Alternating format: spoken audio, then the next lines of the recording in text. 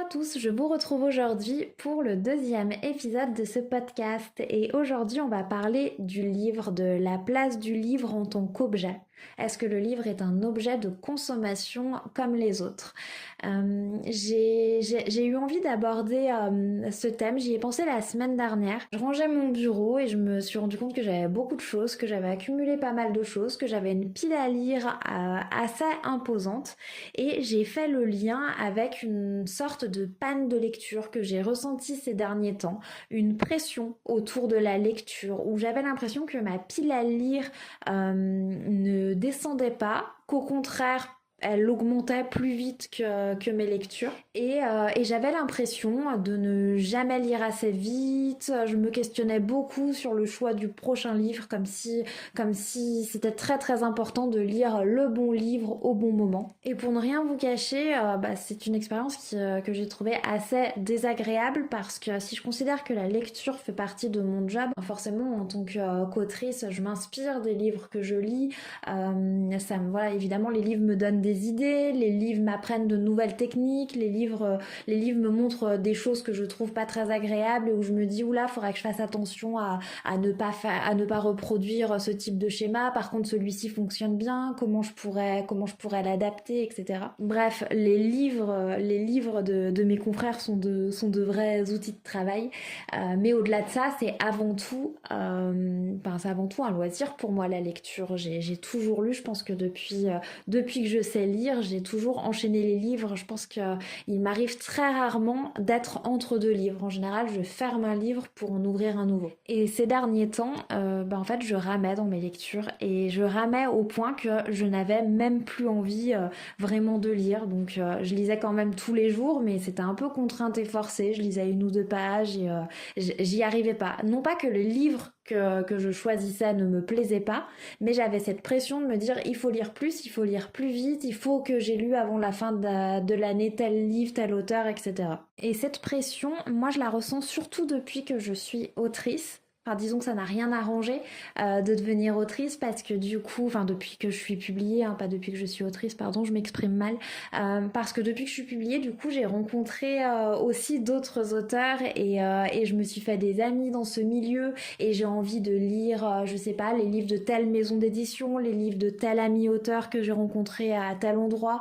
Voilà, ça fait vraiment augmenter ma pile à lire. Et au-delà de ça, il y a aussi les réseaux sociaux qui n'existaient pas quand j'étais plus jeune, donc je me faisais pas influencer, je me posais pas vraiment la question. La publicité autour du livre a toujours été plutôt discrète, on va dire. La plupart des livres, on les découvrait par hasard quand on fouinait à la librairie ou à la bibliothèque. Alors que maintenant, avec les réseaux sociaux, tous les jours, il y a des dizaines de livres qui s'affichent, qu'on a envie de lire, dont les gens parlent. Et c'est génial qu'il existe en fait tout ce foin, j'allais dire, autour du livre, autour des auteurs. On en a besoin en tant qu'auteur. C'est vraiment chouette que ça existe. Mais quand on se place en tant que lecteur, je trouve que ça nous met vraiment une pression folle. La semaine dernière, j'ai commencé à enregistrer cet épisode et puis finalement, j'ai eu l'impression que je parlais qu'à travers mon prisme et j'ai voulu un peu vérifier ce qui se passait du côté des gens que je suis sur les réseaux, des gens qui me suivent. Et du coup, j'ai posé des questions sur Instagram en story et les réponses m'ont... Alors je sais pas si elles m'ont surprise, mais en tout cas je me suis sentie un peu en décalage. Je vous ai demandé plusieurs choses. Je vous ai demandé si vous préfériez travailler dans une ambiance, dans un bureau très propre, très rangé, ou si au contraire vous aviez besoin de vie, de bazar autour de vous. Je vous ai demandé si vous étiez plutôt livre papier ou livre numérique. Je vous ai demandé combien il y avait de livres dans votre pile à lire, combien de livres vous lisez par an, et si vous gardiez tous les livres que vous lisez, si au contraire vous les donnez, ou si vous étiez dans une autre extrême où en fait vous êtes adhérent dans une bibliothèque, ou si vous ne preniez que des livres dans des boîtes à livres. Bref, est-ce que vous gardez ou non les livres chez vous? Et du coup j'ai découvert, c'était pas une grande surprise, mais j'ai été confortée dans l'idée que pour la plupart des gens, le livre est un objet un peu de collection, un objet de consommation, un objet qu'on garde, un objet un peu presque sacré. Voilà, les bibliothèques sont pleines à craquer. Pour vous donner un exemple, quand j'ai demandé si vous étiez plus livre numérique ou livre physique, je crois qu'il n'y a que 2 personnes qui ont coché livre numérique. Donc clairement, le livre objet a une importance chez la plupart des gens. Dans une certaine mesure, le livre-objet a toujours été très important pour moi aussi, mais je lui ai longtemps donné plus d'importance que ce dont j'avais vraiment besoin. Je vais vous expliquer parce que là, je pense que c'est pas très clair. Donc, j'ai longtemps fait partie des collectionneurs malgré moi. J'étais plutôt dans la surconsommation comme beaucoup de gens en fait, parce que la société est faite comme ça, la publicité est faite comme ça, le capitalisme est fait comme ça, le capitalisme est fait de surconsommation et on est beaucoup encouragé dans cette direction. Et nous on a longtemps vécu en appartement, aujourd'hui on est en maison, mais on a longtemps été en appartement et on a déménagé plusieurs fois et on traînait nos dizaines de cartons, mais on se posait pas de questions vraiment sur cette accumulation d'objets qu'on faisait. On avait l'impression que tout était utile. Voilà, j'étais le genre de personne à acheter des vêtements au cas où, je sais pas, des vêtements de soirée, des vêtements pour tel type d'activité, même si je ne la pratiquais pas parce que tiens, il y a une promo et peut-être que l'été prochain, enfin vous voyez. Et j'avais accumulé comme ça beaucoup d'objets, dont des livres. J'ai jamais ramené dans ma vie d'adulte les livres de mon enfance, sauf quelques-uns voilà, qui ont une valeur sentimentale vraiment particulière. En revanche, au début de ma vie d'adulte, quand j'ai commencé à gagner mon propre argent et du coup à devenir une consommatrice comme les autres, le livre a rapidement pris une place assez importante dans mon budget. Le livre numérique est arrivé plus tard sur le marché peut-être, dans ma vie en tout cas c'est certain que le livre numérique est arrivé plus tard. Donc j'achetais énormément de livres papier, j'étais adhérente chez France Loisirs, je sais pas si vous connaissez le système de cette librairie. Alors je me rappelle plus exactement parce que c'était il y a plusieurs années, mais on est en tant que client adhérent, on a des avantages. En revanche, on doit acheter au moins 4 livres par mois ou par trimestre, je sais plus. Mais il y avait quand même un nombre assez important de livres à acheter chaque année et ça m'a permis de découvrir tout un tas d'auteurs que j'aurais jamais lus autrement. C'est aussi une période de ma vie où je regardais beaucoup la grande librairie et je notais à chaque fois le nom des auteurs et les livres qui m'intéressaient et quasiment tous les livres qui étaient évoqués sur le plateau me faisaient envie et donc très souvent je les achetais. Et j'allais également beaucoup dans les salons du livre et là c'était un plaisir immense de me faire dédicacer tout un tas de livres, donc j'avais vraiment beaucoup de livres. Alors quand je dis beaucoup de livres, je vous avoue que quand j'ai vu les résultats de mes sondages sur Instagram, je pense qu'en fait c'était relativement modeste. On va dire que j'avais beaucoup plus de livres que la plupart des gens, mais très certainement beaucoup moins que les accros aux livres qu'on peut retrouver aujourd'hui sur les réseaux sociaux. Donc toute cette longue introduction pour dire que j'avais beaucoup d'objets à la maison. J'avais beaucoup d'objets dont tout, beaucoup de livres, beaucoup de vêtements, beaucoup de vaisselle, beaucoup de tout ce que vous voulez.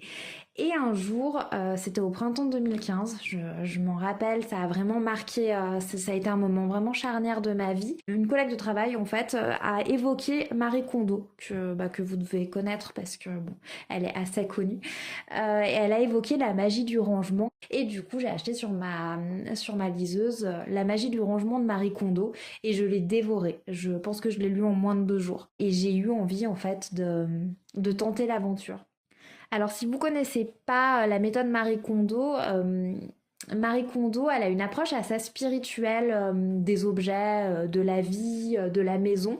Et, euh, et elle part du principe que tous les objets qui sont chez nous doivent nous apporter du plaisir, doivent nous faire ressentir de la gratitude. Donc on ne doit garder vraiment que les objets qu'on aime profondément, le reste c'est superflu. On doit garder les objets qu'on aime profondément, mais aussi les objets qui ont une réelle utilité dans notre quotidien. Et sa méthode de tri et de rangement est vraiment très radicale. Elle propose de faire ça en une seule fois, de vider toute sa maison et en fait de tout ranger derrière. Et ben moi c'est ce que j'ai fait. J'ai suivi à la lettre vraiment sa technique. Elle demande en fait de rassembler au même endroit tous les objets par catégorie. C'est-à-dire que vous mettez au sol tous vos livres, dans un autre endroit vous mettez tous les vêtements de la maison, toutes les paires de chaussures ensemble, toute la vaisselle ensemble, toutes les photos ensemble, vraiment chaque objet par catégorie.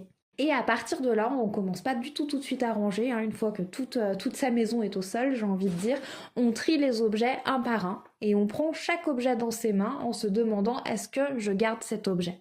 Alors tout de suite, on élimine tout ce qui est abîmé, notamment pour les vêtements, on va dire, c'est parce que c'est le plus facile à trier entre guillemets, tout ce qui est trop petit, trop grand, trop ci, trop ça, enfin tout ce qu'on ne porte pas, on s'en débarrasse. Et une fois qu'il ne reste plus que les objets qui ont une vraie utilité, là on va se poser la question de est-ce que j'aime assez cet objet, est-ce que ça me fait plaisir de le savoir chez moi, est-ce que je ressens de la gratitude quand j'ouvre mon placard et que je vois cet objet. Je me rappelle plus la position de Marie Kondo sur les livres. Je pense que Marie Kondo, elle est plutôt du genre à dire que les livres, ça n'est pas utile puisqu'on les relit rarement, ou alors à peut-être les livres de cuisine si on les utilise vraiment au quotidien, je sais pas.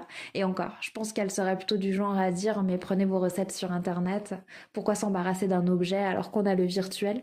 Mais moi, du coup, j'ai trié vraiment toute ma maison comme ça sur ce principe. Et quand je suis arrivée au livre, ça a été le plus dur pour moi de trier mes livres parce que j'étais bien consciente que c'était des objets qui embarrassaient entre guillemets mon lieu de vie, mais c'était aussi beaucoup d'objets qui avaient une histoire. Mais je l'ai fait. Je l'ai fait et je pense que je me suis séparée de peut-être 80% de mes livres.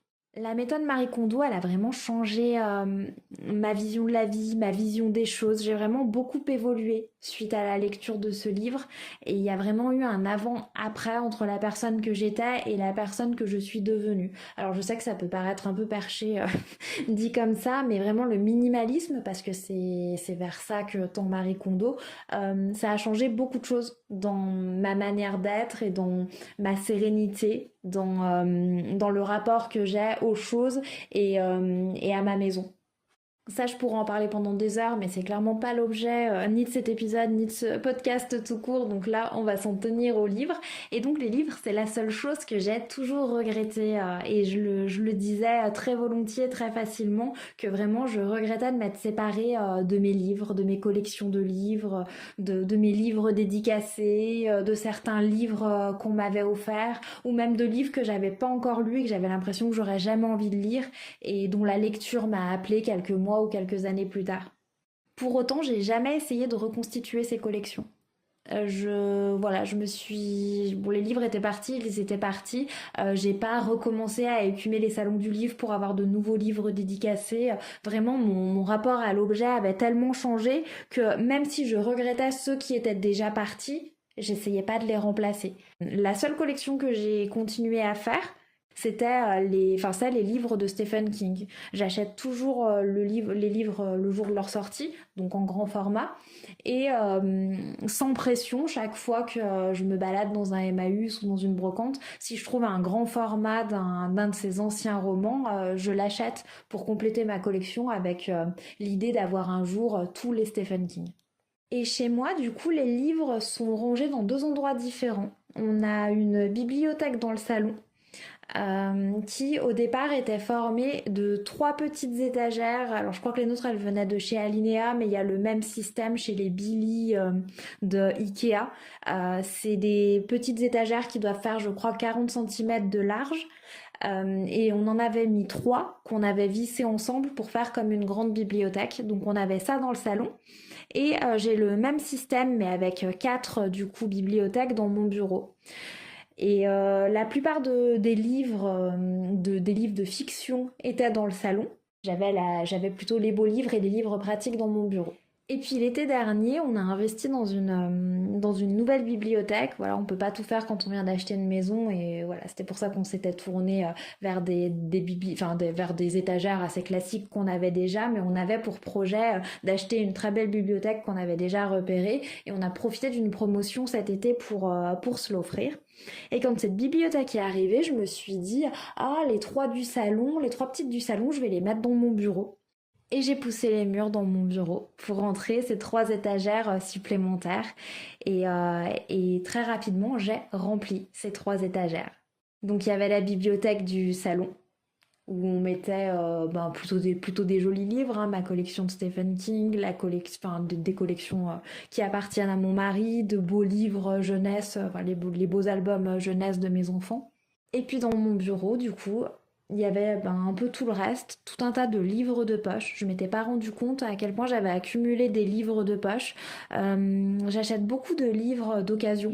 Et quand je cherche un livre en particulier, que je le trouve par exemple sur Vinted, je vais pas commander juste un livre pour rentabiliser un peu la commande. En général, quand je trouve un livre qui me plaît, je regarde si dans la boutique de la personne, il n'y a pas d'autres livres qui peuvent me plaire. Et si je commençais à ressentir une vraie pression sur ma propre pile à lire, sur mes lectures, à partir du moment où ces 3 petites bibliothèques sont rentrées dans mon bureau, et où j'ai vraiment été encerclée parce que du coup là autour de mon bureau il y a des livres de partout, où vraiment les objets ont pris une place folle. J'ai des magazines, j'ai des livres de fiction, j'ai des livres pratiques, j'ai des livres photos, j'ai des bandes dessinées. Donc je vois tous ces objets que j'ai accumulés et je vois aussi l'espace autour de mon bureau se resserrer entre guillemets.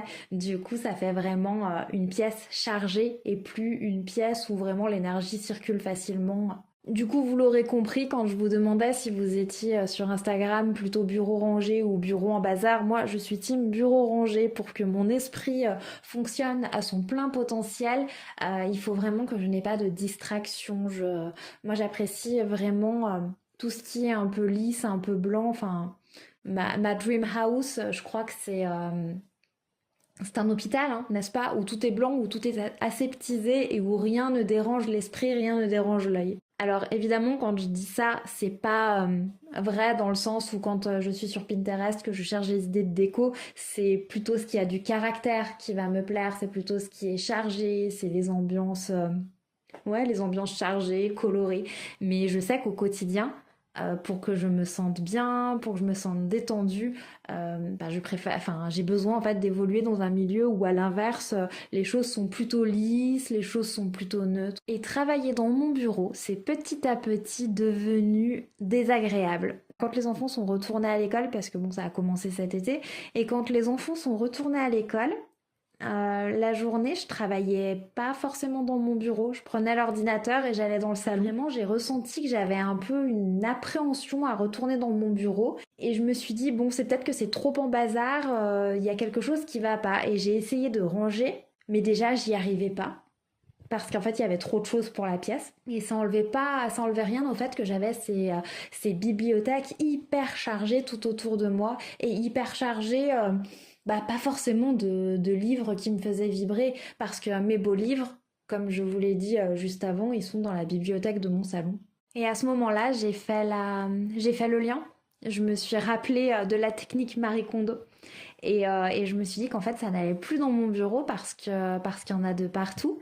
Parce qu'il y en a de partout et que ceux qui m'entourent ne m'apportent pas forcément de plaisir. Donc déjà, il y a cette fameuse pile à lire. Alors chez moi, c'est pas une pile, hein, c'est rangé dans les étagères au milieu, pas au milieu des autres livres, mais à la suite des livres déjà lus.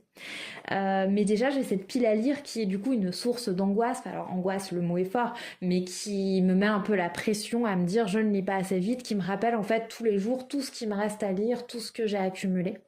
Donc déjà, il y a ça. Et puis, il y a tous ces livres, et notamment ces poches que j'ai lus, que j'ai appréciés ou non, mais que j'ai pas forcément envie de garder et de croiser tous les jours en venant travailler dans mon bureau. J'ai pris la décision de refaire un gros tri Marie Kondo dans mon bureau. Alors je sais pas quand est-ce que je vais le mettre en pratique parce que c'est quand même assez long. Voilà, il faut avoir quand même quelques heures devant soi pour ne faire que ça. Et bon là j'ai pas mal de projets qui me demandent du temps et qui me permettent pas du coup de libérer une journée complète, voire deux, pour trier mon bureau. Mais rien qu'avoir pris la décision, vraiment, mais je sens un tel soulagement de me dire que bientôt mon bureau va à nouveau se vider. Je vais retrouver l'excitation de venir travailler ici, l'excitation des premiers jours. quand on s'est installé quand on s'est installé, on était encore dans un mood très minimaliste. On s'était pas encore laissé envahir parce que c'est aussi le problème des maisons, c'est plus grand que les appartements. Donc nous, on était déjà plutôt minimaliste en appartement. Donc quand on est arrivé, on a eu beaucoup d'espace parce qu'on avait beaucoup plus de place pour le même nombre d'objets. Et petit à petit, ben, sans s'en rendre compte, on s'est à nouveau laissé envahir. Les étagères se sont remplies, les placards se sont remplis. On gardait tout. Pour quelle raison? Je ne sais pas. Mais on gardait tout et on avait bah parce que c'est difficile, je dis pour quelle raison, bien sûr que c'est difficile de jeter, de se débarrasser d'un souvenir, même de le donner à quelqu'un qu'on apprécie, parce que du coup on se sépare et on a l'impression de perdre la mémoire en même temps que l'objet. Et je pense que ça va être le mot de la fin. L'objet n'est pas une mémoire. L'objet, ça peut être le support de sa mémoire éventuellement, mais on n'en a pas besoin pour se rappeler des choses. Dans mes livres regrets, il y a un livre de Douglas Kennedy.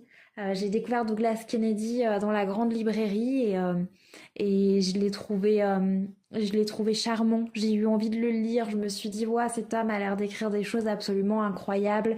Et coup de chance, quelques semaines après, il est passé en dédicace près de chez moi. Et je suis allée le voir. J'ai acheté un de ses livres et il me l'a dédicacé. On a échangé quelques mots en anglais et je me souviendrai mais toujours de cet échange de regards, de cet échange de mots et de la gentillesse de cette personne. Et ce livre, du coup, je l'ai eu dans les mains, je l'ai lu. Et quand j'ai fait mon grand tri Marie Kondo, il est parti. Il est parti parce que même si j'ai adoré la rencontre, même si j'ai adoré l'homme, euh, et même si j'ai trouvé son livre merveilleux, je savais que je n'allais pas relire son livre. Et au-delà de ça, je savais aussi que j'allais pas devenir une fan dans le sens grande fan de l'auteur et que je n'allais pas lire tous ses livres derrière. Et du coup, je me suis séparée de ce livre et pendant longtemps, j'ai eu l'impression que j'avais effacé le souvenir. Mais non, pas du tout. Cette rencontre a quand même eu lieu, même si je n'ai plus l'objet livre pour me la rappeler. Je m'en rappelle très bien. Ça s'est passé il y a très longtemps et je m'en rappelle encore. Et au-delà de ça, un livre, ça peut avoir 1000 vies, mais pas sur nos étagères. Peut-être que certaines personnes d'ailleurs relisent très souvent leurs différents livres ou les refeuillettent, mais la plupart d'entre nous, je pense que si on est honnête, on sait qu'il y a des livres qu'on n'a pas ouverts depuis des années, alors que si on les avait donnés à une association, si on les avait mis dans une boîte à livres, ou si on les avait, je sais pas, fait tourner auprès de nos amis, ces livres auraient pu avoir plusieurs vies. Donc pourquoi laisser mourir ces pauvres histoires sur nos étagères alors qu'on peut les partager et les faire découvrir à d'autres personnes. Et des fois, je me dis que c'est peut-être ça que j'ai ressenti là dans mon bureau, plein de livres, où finalement les livres, c'est pas ce qui met le plus de bazar, on est d'accord, c'est bien aligné, ça fait très joli, on peut les classer par taille, par couleur, on peut faire quelque chose de très propre avec sa bibliothèque, mais je me dis que c'est peut-être ça que j'ai ressenti, c'est peut-être ça mon malaise, de me dire qu'il y a toute cette énergie en stand-by, en attente, alors qu'elle pourrait circuler et qu'elle pourrait être lue et qu'un livre c'est jamais perdu dans le sens où c'est pas parce que vous l'aurez donné que vous ne pourrez plus jamais le lire. La plupart des livres, même ceux qui sont plus édités, sont plutôt facilement trouvables en seconde main. Du coup, je vais trier tous mes livres, je vais en garder beaucoup moins que ce que j'ai actuellement. Et pour libérer ma charge mentale, j'ai également fait le choix de trier ma pile à lire. Et ça, je pense que ça peut être un peu sujet à discussion, voire à controverse. Je sais pas, est-ce que vous seriez capable de vous débarrasser de livres que vous n'avez pas encore lus? Moi, je pense que je vais le faire. Je vais pas le faire avec tous, évidemment. Je vais pas le faire avec n'importe quel livre. Mais comme je vous disais, il y a beaucoup de livres que j'ai achetés parce que c'était l'occasion, parce que je suis tombée dessus. Mais beaucoup de ces livres sont en fait en attente de lecture, mais d'une lecture qui va pas venir avant très très longtemps si ça se trouve.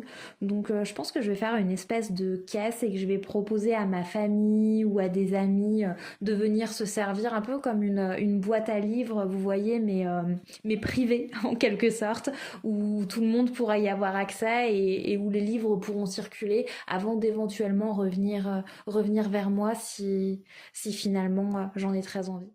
J'avais prévu de parler de beaucoup plus de choses et de faire beaucoup plus de confidences, enfin de partager un peu plus d'anecdotes personnelles, mais je vois que j'ai déjà beaucoup parlé et je pense qu'il y a déjà pas mal de matière. Et du coup, bah écoutez, dites-moi en commentaire, vous, quelle vision vous avez de l'objet livre? Est-ce que ce que j'ai raconté fait un peu écho chez vous? Est-ce que vous vous étiez déjà posé la question de l'utilité de garder des livres chez soi? Et votre position là-dessus, est-ce que vous seriez prêt en fait à vous séparer de la plupart de vos livres?